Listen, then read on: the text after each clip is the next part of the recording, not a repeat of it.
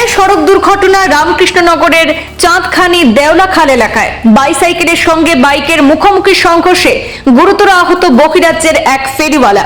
সংকটজনক অবস্থায় আহতকে প্রেরণ করা হয়েছে শিলচর মেডিকেলে।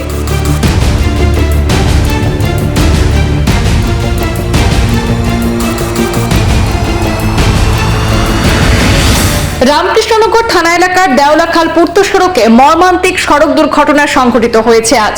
বাইসাইকেলের সঙ্গে মোটর বাইকের মুখোমুখি সংঘর্ষে একজন ফেরিওয়ালা গুরুতরভাবে আহত হয়েছেন। তার অবস্থা সংকটজনক বলে জানা গিয়েছে। পরবর্তীতে শিলচর মেডিকেল কলেজে প্রেরণ করা হয়েছে তাকে। দুর্ঘটনার পর উপস্থিত জনগণ তাকে উদ্ধার করে হাসপাতালে পাঠান।